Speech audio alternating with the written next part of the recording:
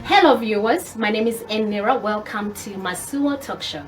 We look at the lives of African people, their challenges, opportunities that have opened for them and for other people.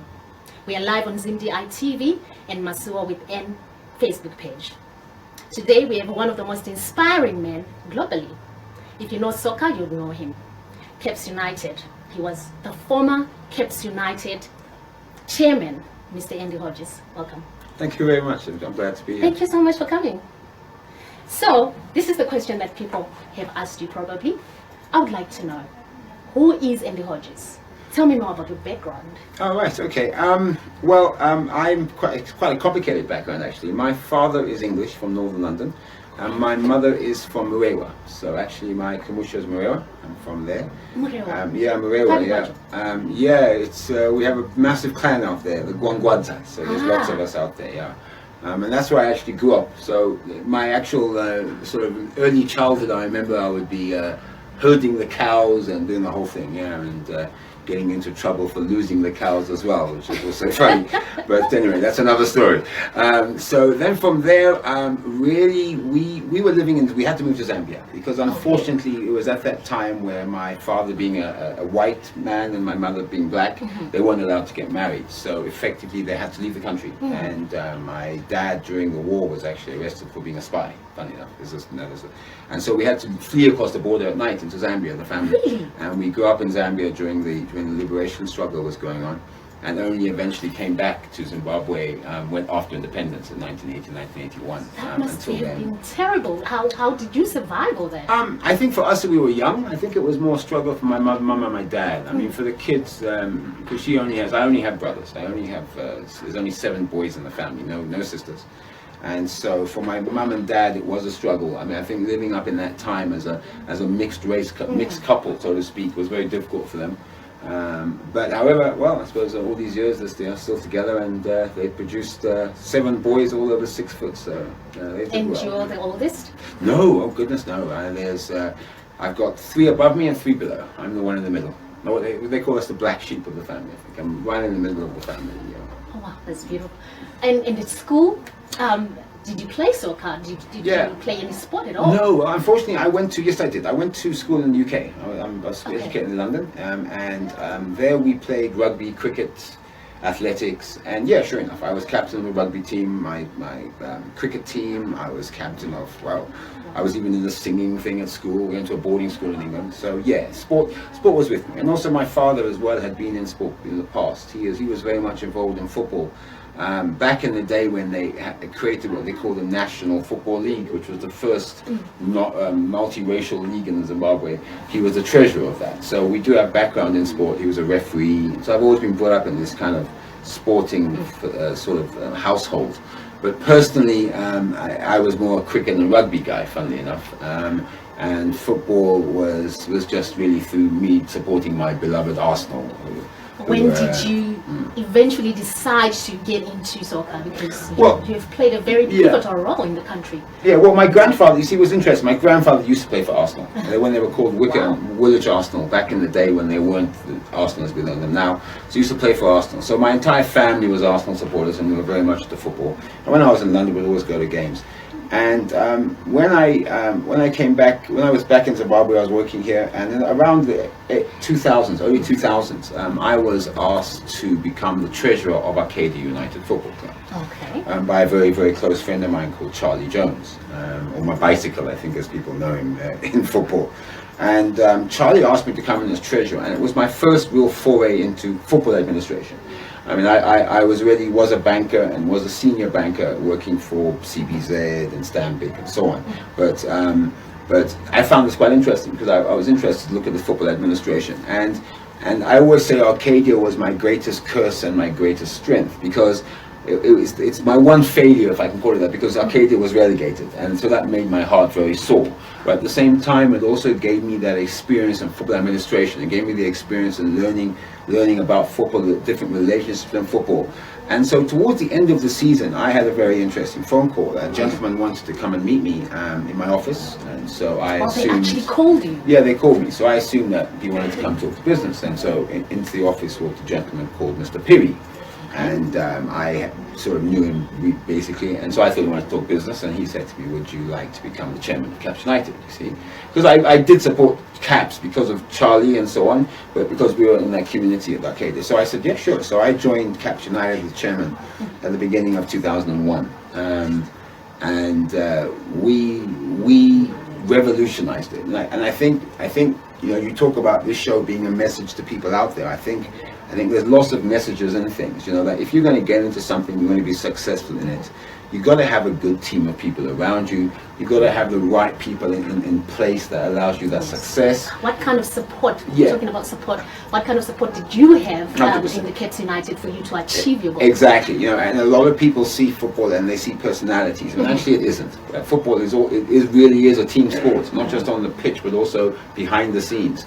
And so you would have the chairman of the board, sure, and he may be the one who's out there in the interface, but then you have the organizers, you've got the CEOs, you've got the secretary, you've got the treasurer of the club, you've got, and a lot of my fellow, who are my friends to this day and will always be, really were, I would say, if I had to be honest, were probably more behind the success of the club. I was more the chairman or the leader that could put it all together and make it all coherent.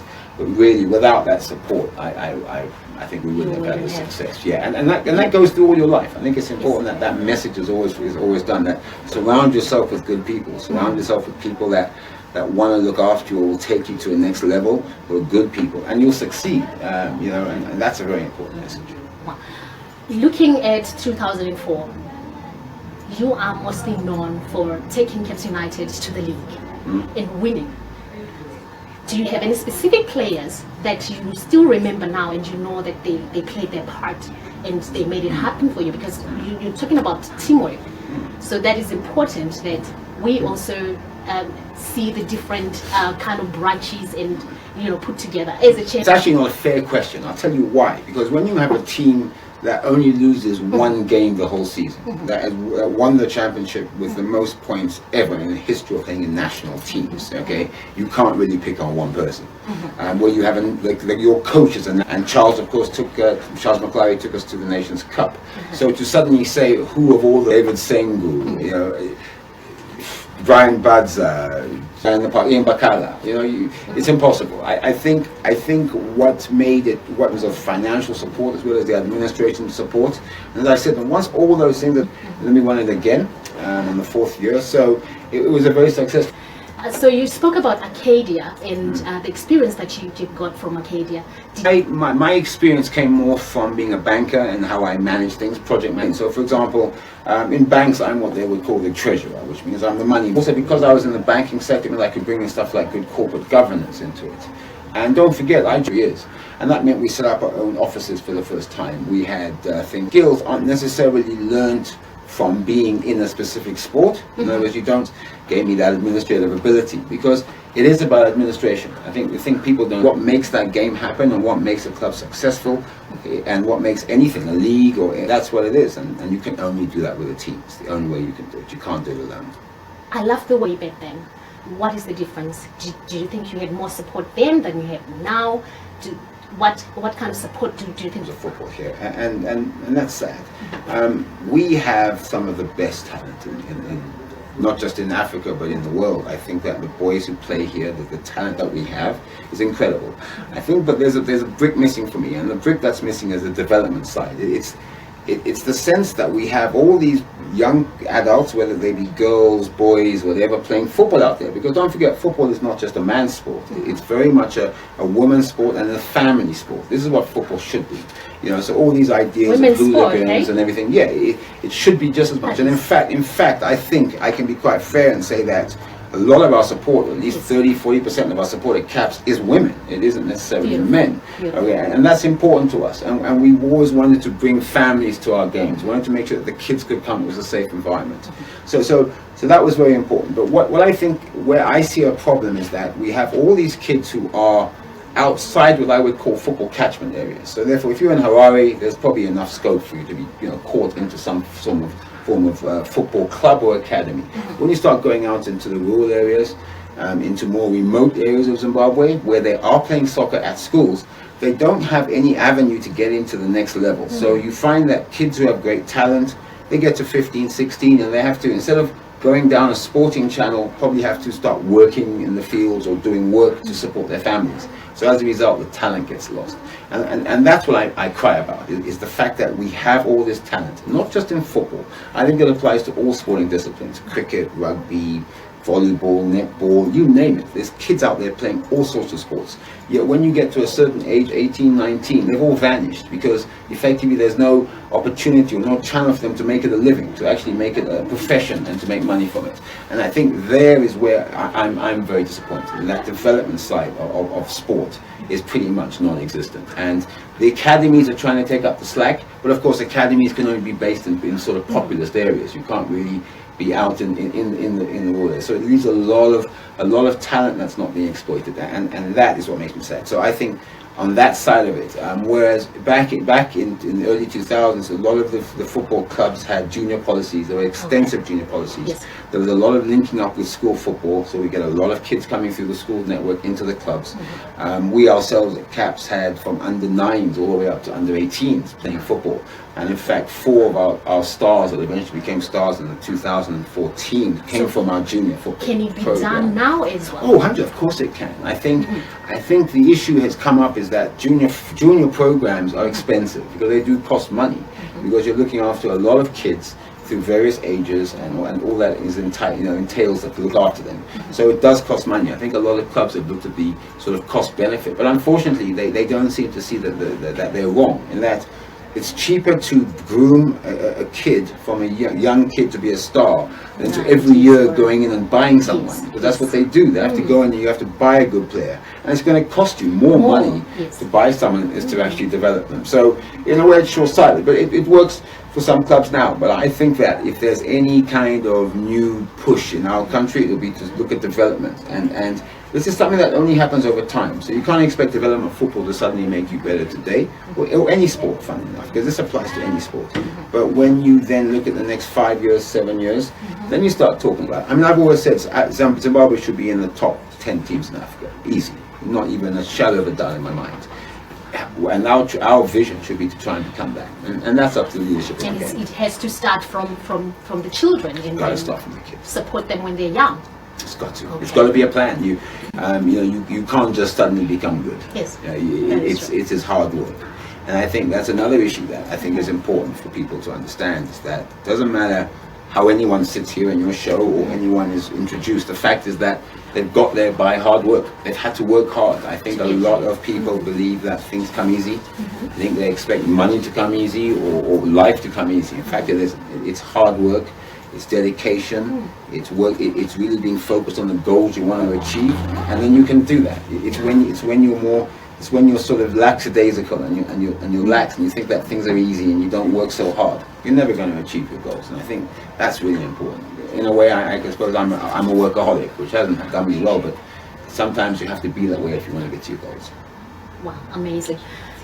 You are also a banker. How did you incorporate sport and having a banking background, and what did you put in? Did you put any of your experience in the banking arena into sport, and how did you help your clients in as far as financial management is concerned? Well, combining the two wasn't an issue, in the sense that football and my bank where I worked was very supportive of me doing it. I think, as I said earlier, the issue was about bringing in my expertise in money management, in management, in human resources management. Because don't forget, I'm running large teams of people in banks. I'm having to deal with people all around the country. So I've experienced and also that in human resources. And this is over many years, over 20 years. So that experience can be brought into the club. Also, when we got in the club, and you raised a very good point, we tried to make it a habit of encouraging our players to think of the day they won't be playing football, because football is a finite amount of time. When you get to 30, 31, 32, you're reaching the end of your career. So you better make sure that you're after that, right. Financially. So it's up to the club to really to educate the boys or the team or anyone in it to start saving their money, look at putting down deposits for houses, buying, and that's what we did. We encouraged that. We tried to manage it that way as far as we could.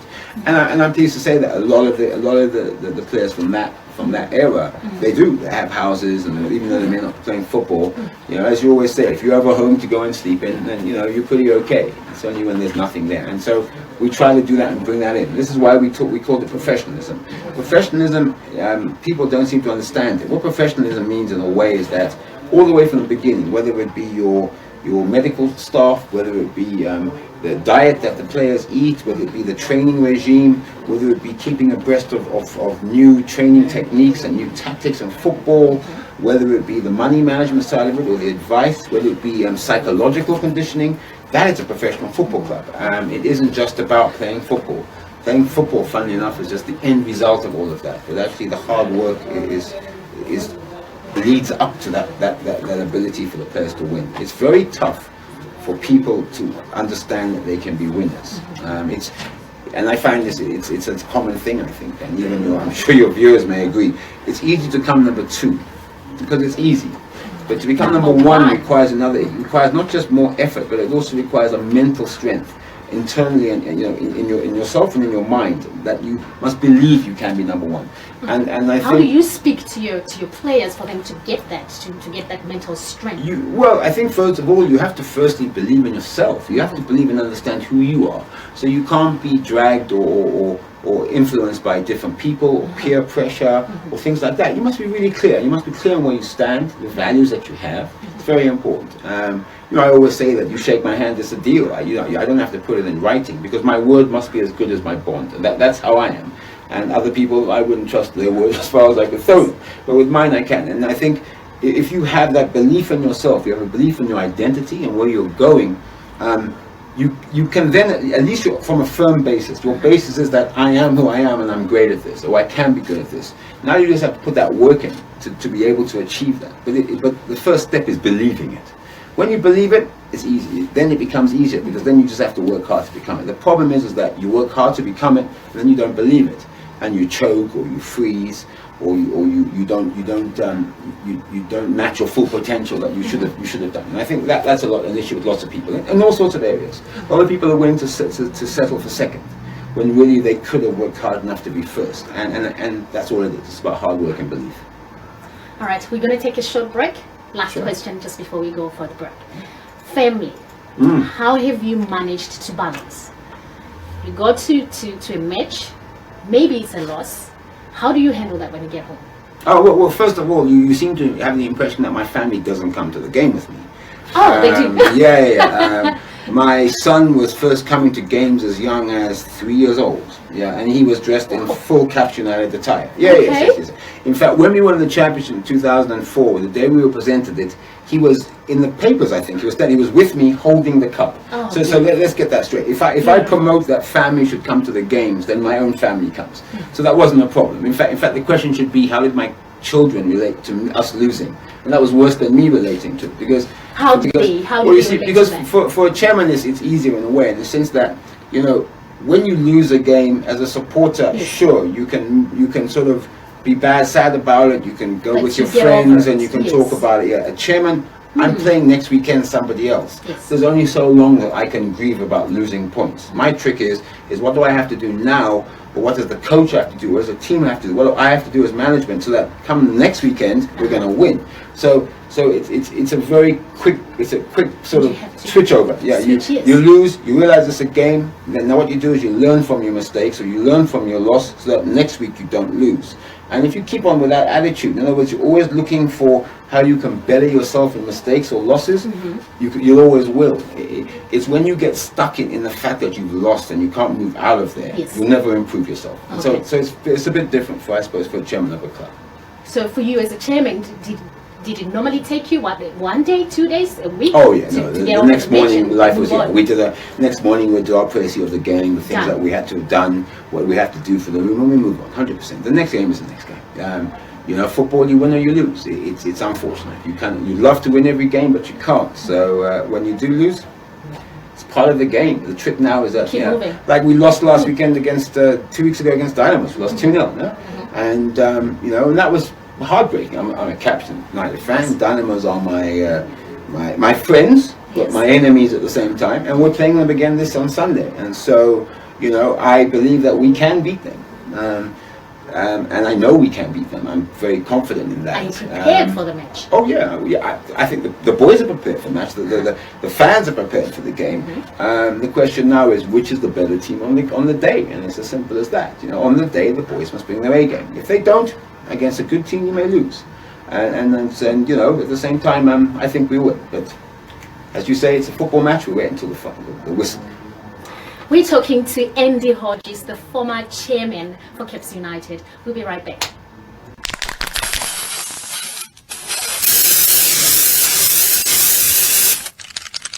Aiwa ininda kuramba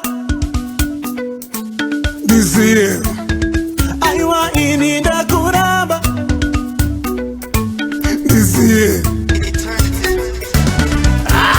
Aiwa dizie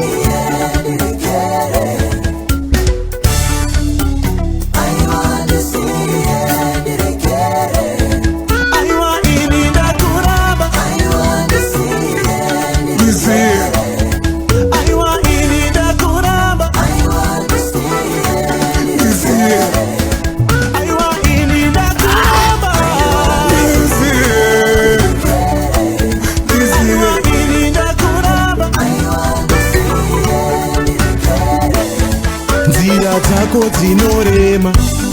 dzinorema pakufamba ndoda kufamba dzakacheneswa naIshe tisiye ndinamate ndisiye satani ndisiye angu iwewe ndisiye ndapota ndisiye ini ndakura ndikwezvera kwakaipa kuti ndiite zvakaipa ayo pako hakuna pundutso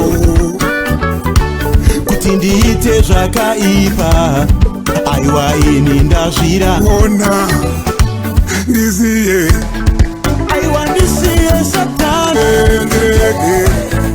aiwa ini ndakuramba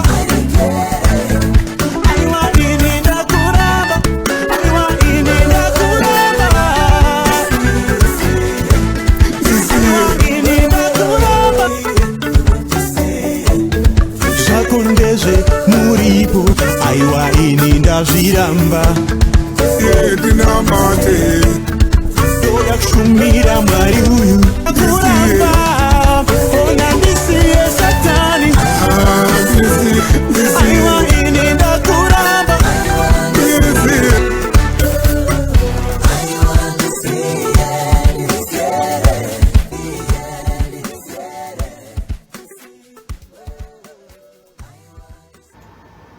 That was a video from Oliver Mtukuzi and Tatenda Mahachi. Read a bit on the comments. Sure, please, yeah. It'd be nice. There's Brian Marlon Kaswa. He says, Arsenal, Andrew Hodges. Yeah, now with my name being Farai, they're even calling me Mandara Fatso. Yes. And I look pretty slim, so I'm a bit surprised. Yeah. Arsenal, Andrew Hodges. That's your new name there. Nice, yeah. If it works, kudos to her. And when are you interviewing Zodwa? Okay, if she's in the country, then definitely we'll interview her and she can ask me as many questions as she wanted. You can also have the platform to ask me questions. And then that is from Thomas Chipangura. Thank you so much for tuning in. And then we have Kanengoni Chiweshe, Dog Eats Dog World. Thank you very much for your comment. And then we have Solomon Kamote. And History will remember you. This is Kanengoni Chiweshe. Thank you very much for tuning in. Tobias Mudiwa, go and go. I'm in full support of your program. Thank you so much, Tobias, for tuning in. And then we also have Arnold Chapo. We have better things to do than watch it. Okay, thank you so much for watching us, Arnold. Thank you very much. We appreciate your comment. At least he can still send you a comment, right? Yes, Yeah, so that is thank you for amazing. that, Thank yeah. you so much. Yeah. And then we have Victor Chivije. But guys, let's not abuse women and children no matter what. Thank you so much for that comment, Mr. Victor Chivije. Okay, we're going back now to you're telling us about your role in Caps United. What is the difference between Caps United manager, or rather just a sport manager or a soccer manager, and the chairman? I think you need to break down a football club into two areas. One would be the playing staff, if I can call it that, and one would be the administrative staff. So under a professional football club, you would have a board of directors, which would be what I would call the corporate governance body of a club, a football club. Then underneath that, you'd have a CEO who would report into the board of directors together with the secretariat. Now, their main responsibility is really about the organizational side of it. And that's broken into things like match day, ticketing, accommodation-wise, transportation, salaries, taxes, etc., etc. So that's all covered by the administration side. Now, when you come now to the playing side of it, you have in this country we call the coach or the manager. Now, in today's world, the manager effectively runs the football side of it. He's completely responsible. The coach is also the manager, or yeah, in different countries they call them. In the UK they call them managers, and some they call them coaches. It all depends what power they have. But in Zimbabwe in particular, the coach has complete power over the players in terms of his selection of them, the training mechanism, the training methods. He's ultimately completely responsible for the performance of the team. The chairman's role, together with the secretariat, is to give him all the tools and support they require to actually fulfill that task. Because at the end of the day, a player, all they should be worrying about is playing football. They shouldn't be worried about the salary or etc., or their injury and so on. They should all be sorted out by the club. And that's the type of environment, or that's the relationship between them. Okay, and the relationship between the chairman and the owners of the actual... That can be a little bit more sticky, to be honest with you, because the owners and the chairman may have different visions of where the club can go. Okay. And I think, but it's obviously all of this happens behind closed doors. So I would say that what happens in a football club, the ordinary individual or ordinary supporter in the street probably only sees the football game, which is only about 20 to 30% of what the actual club does. The other 70% no one actually ever sees it, because it's behind the scenes. And so, there's a lot of information, a lot of knowledge that you have from behind the scenes that supporters don't have. They just come to a game, they want to watch you win, they want to watch you beat Dynamos or beat Highlanders. Well, and of course, I want to watch that too, yes, of course. Yeah, they want to watch you win the championship. And I think there is a lot of hard work that goes in behind the scenes. However, of course, the executive and the coaches are accountable if you lose. It's a fact. Football is a demanding sport. You don't perform, you're sacked. Simple as that. Okay, you talked about supporters.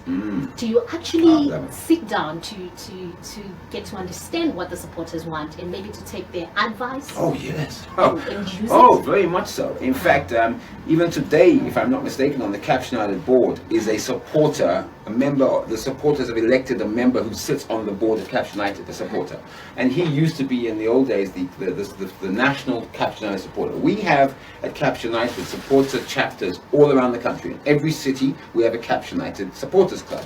And we made it our mission. I made it my mission not only to meet them all, but every time I'd go into a city, we would arrange a meeting with all the supporters, whether it's before the game or after the game. Even if it meant we went out for drinks or something after the game.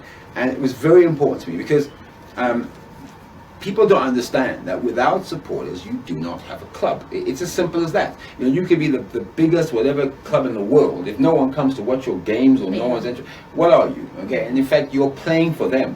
When you win a championship, you're winning it for your supporters. You're winning it for those people that have supported you through thick and thin. That is what the club is about. That is what everybody in a football club feels. And I just love Cap supporters. It's nice supporters. I just think honestly, and I've said it so many times, I think they're the best supporters that I've ever been around. They're just really nice people, all of them, and they know their football. They're really knowledgeable about that, and I like that too. I like to be able to have discussions based on football, not on emotion. And the Caps United supporters do that, and I really like it. Thanks a lot, guys. Oh, wonderful! Thank you to the Caps United supporters. Oh, 100%. Coming to supporters again. I watch soccer. I have my also a team, international team that I support. Yes, I know a bad one. Man United. Man United, yes. Enough said. Yeah. I know you're as an offense. At least we have something to talk about. There we go. All right. I get frustrated when we lose a match, to the point of not wanting to talk to people at that particular time. I'm looking at you as the chairman of a team. When the team loses, what happens? Do you get threats? Pane vanoda kumbokurovai kana kuti vanotombopopota pa social media. What happened? Because from that perspective, all the time I look at my team and it is lost. Yeah. I want to beat up someone. The coach didn't do it right, or the manager didn't do it right, or maybe the chairman or the board. How do you take that? Let me do it in two different ways. Yes. You see, as a supporter, you're right. You lose and you feel, you feel very sore. You feel very heartbroken, so to speak. Okay. Yes.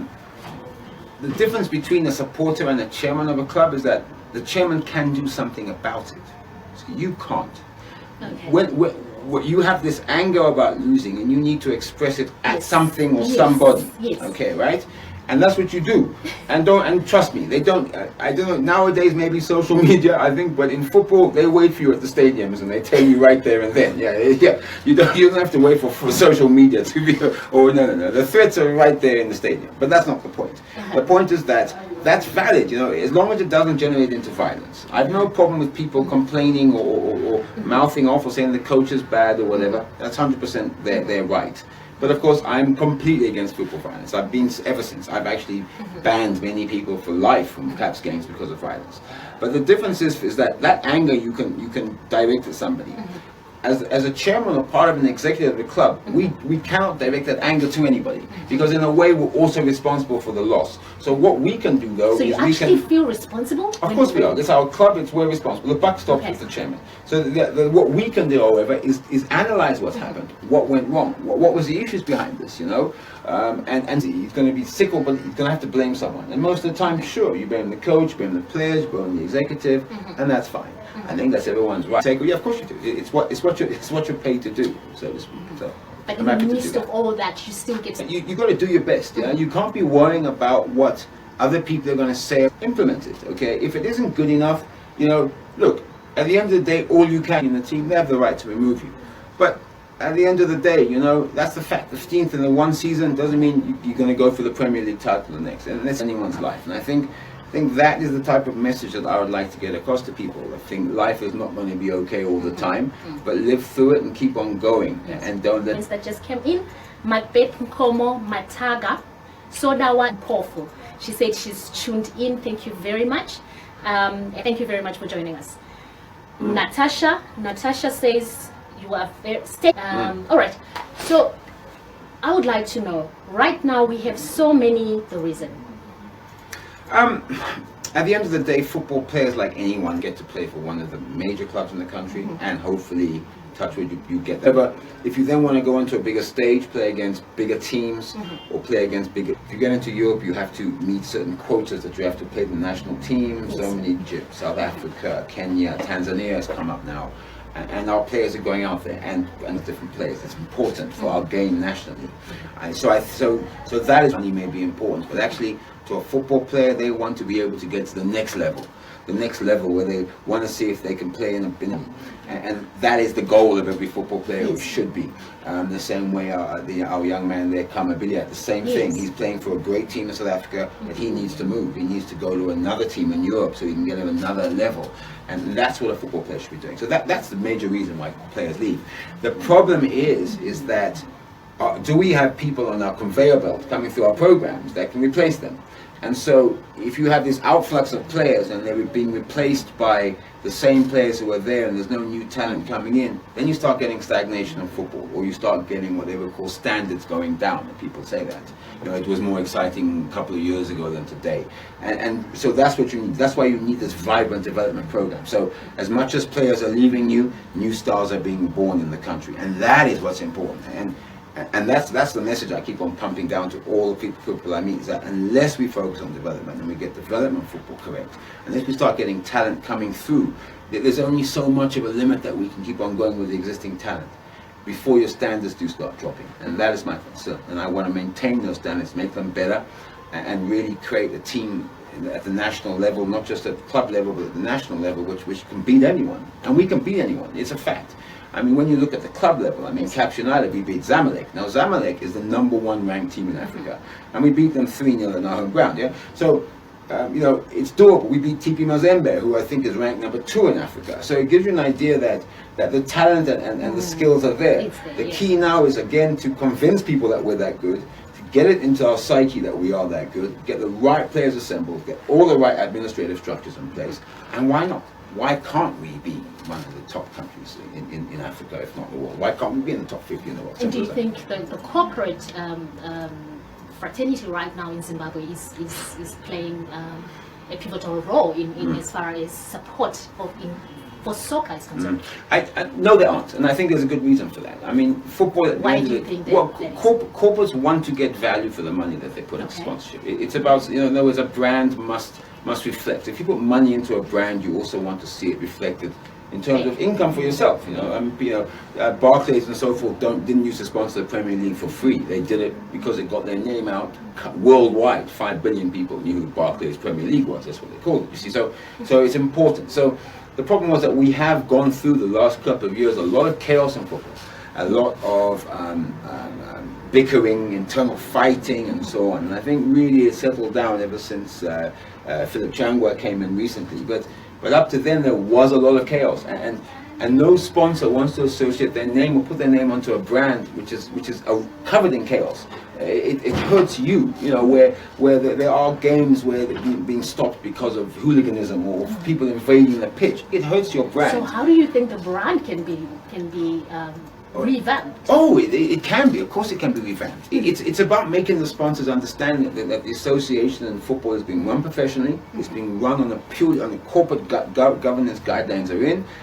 Things are done right. Hooliganism stands out. You have to make the brand attractive. And sure, of course it can be done. In fact, football is one of the largest money makers in the entire world. So why in Zimbabwe can't it be and the rest of the world is doing it? Obviously it doesn't make sense. So of course it can. And I hope that is exactly what the football leadership is doing there. They're creating a brand. And look, we do have some great supporters. I think Prophet Magaya is a very big supporter of football. I mean, he really loves football, and I like that about him. And he's put his money where his mouth is. He looks after the national teams at his hotel. He sponsors them and so forth, and bonuses. And he's of all the corporates, if I can call Prophet Magaya a corporate or an individual who's come forward and sponsored football, or at least really tried to make the better of football, he has, and for that I'll always applaud him for that. Yeah. Okay, so you were in Zimbabwe for forever, and then you moved, and then you came back just recently. I did, yeah. What inspired your move back to Zimbabwe? To be honest, I always say this to people that I know that a lot of our fellow Zimbabweans in the diaspora, okay, yes. And I suppose went into the diaspora. It was Malaysia, in Kuala Lumpur, and I went there. And one thing I realized after time is that, one, you're very alone, particularly when you go to Asia. Yeah, in Asia there is very few Zimbabweans or anything like that. Apart from the embassy, and you don't have sadza. And I was telling someone, I think I had sadza. Was it 3 times in 7 years? Can you cook sadza? Yeah, I can. Yeah, my mum taught me. Yeah, plus I went and did cooking courses. So I'm like the perfect husband to be. And then so then I got very lonely. And also I think that was number 1. But number 2, I didn't move with my family. All my children were here, and I had the grandkids. I had 2 grandkids, so it was important for me to come home and be with them. And so that was really my driving force.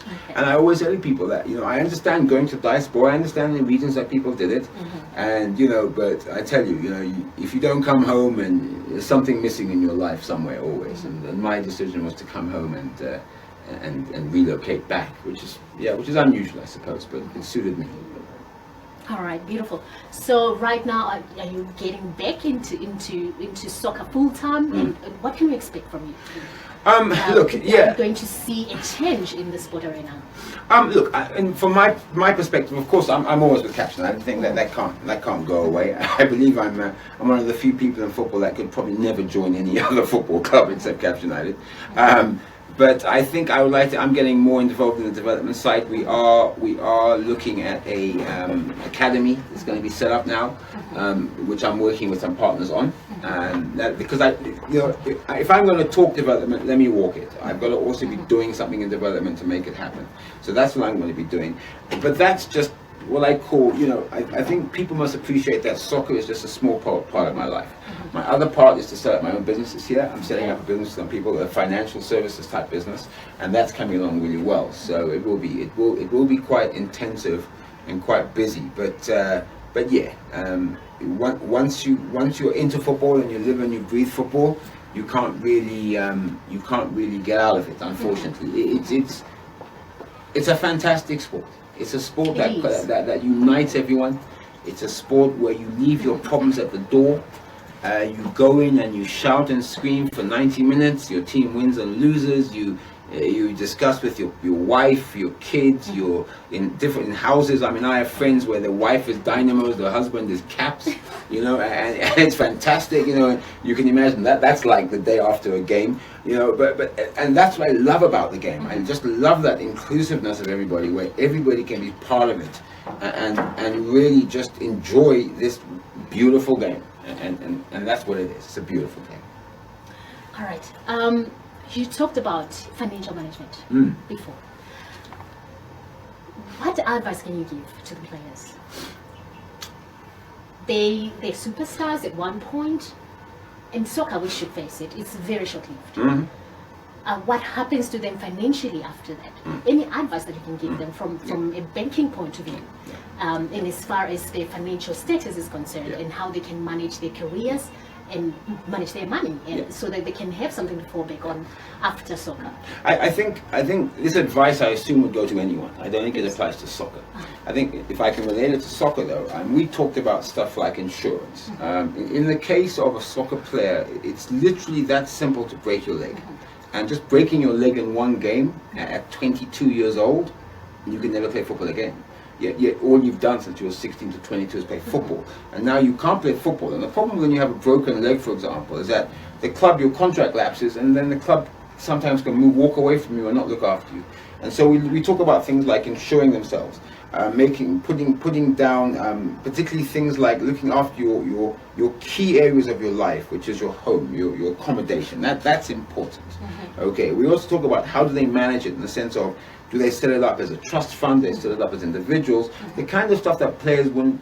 Hello viewers, my name is Nhira. Welcome to Masuwa Talk Show. We look at the lives of African people, their challenges, opportunities that have opened for them and for other people. We are live on SlyMedia Tv and Masuwa with N Facebook page. Today, at SlyMedia Productions, we offer live streaming services to companies willing to reach a worldwide audience. We have the capacity to live stream debates from various locations for a wide range of clients.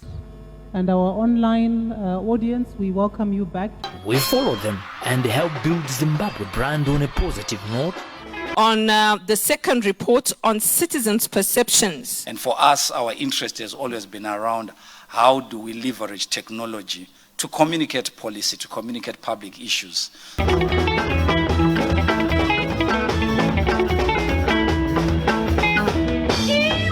When you think of reaching the ever-growing internet audience with your video adverts, think SlyMedia TV Online.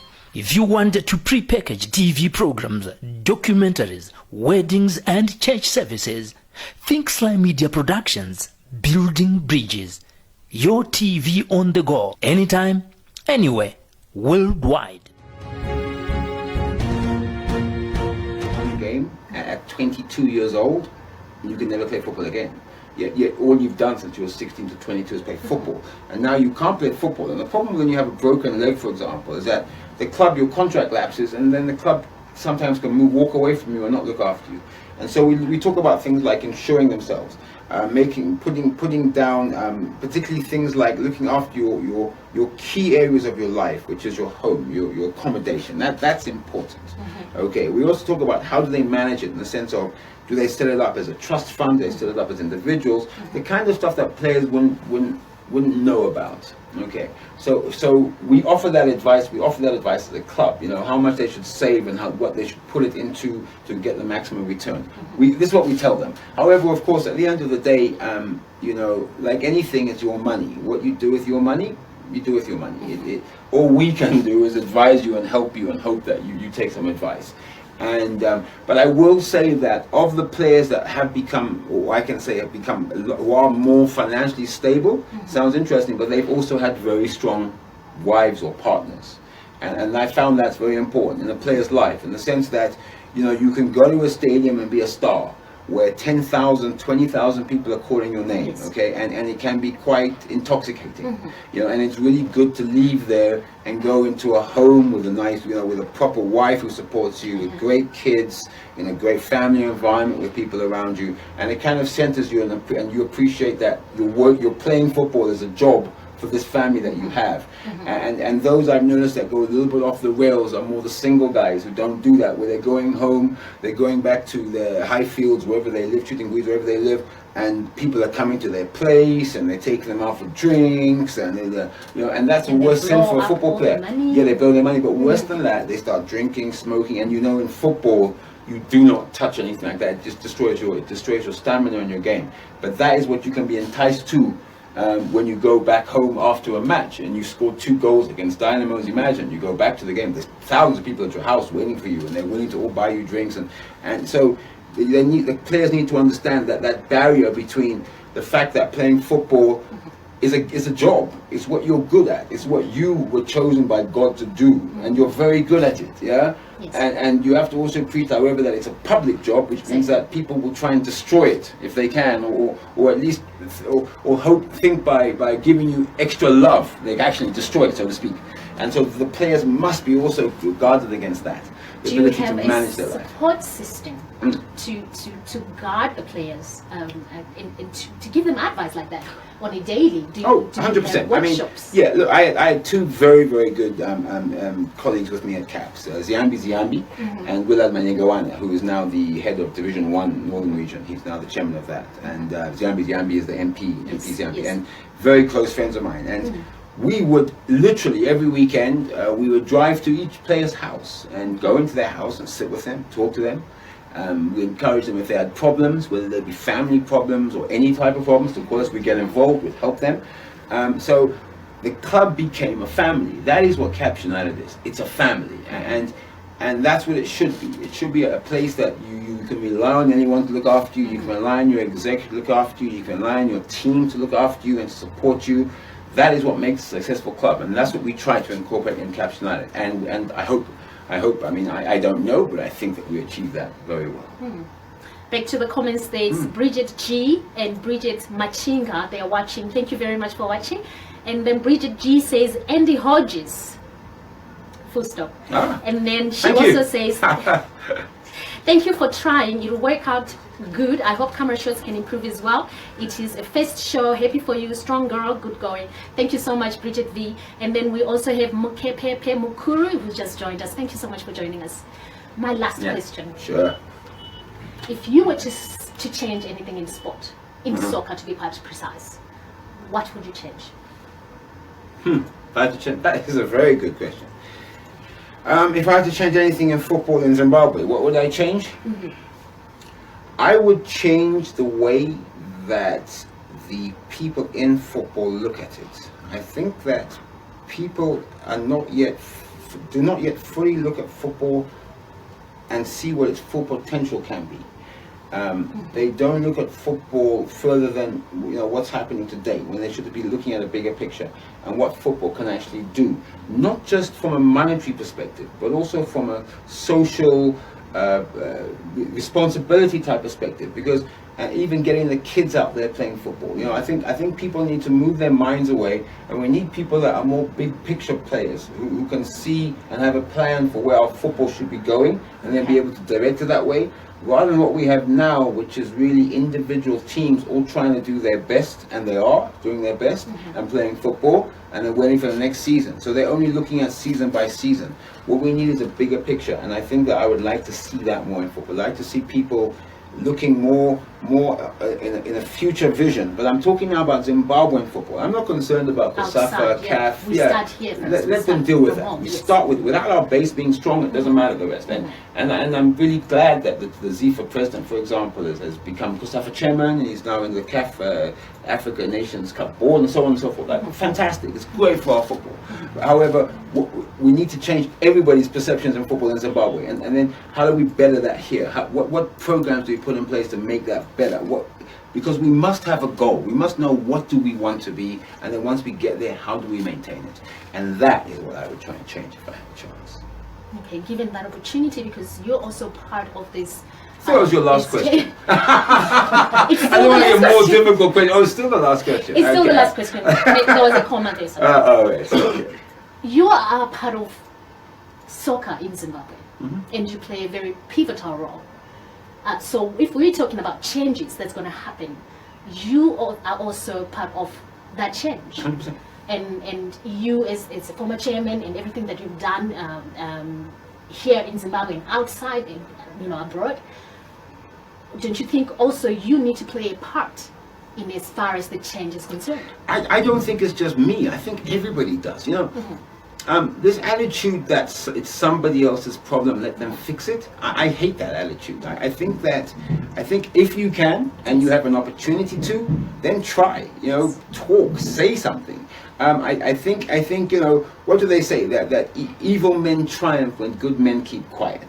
And that's exactly what it is about. It's about that you cannot expect people to be doing things or improving things if you keep quiet and then you criticize them for not doing them. I don't listen to people like that, because I say to them, okay, you criticize me for not doing that, so what should I have done? And they can't answer you. So if you can and you play a part, and you're 100% right. If I am involved in football, and if I have some sort of influence in it, then sure, I should also be working towards the things I've talked about, and that's exactly what I will do, 100% right. Wonderful. We are talking to Andy Hodges. Thank you so much for joining us at Masuwa Talk Show here on ZimDI TV. I will see you next week.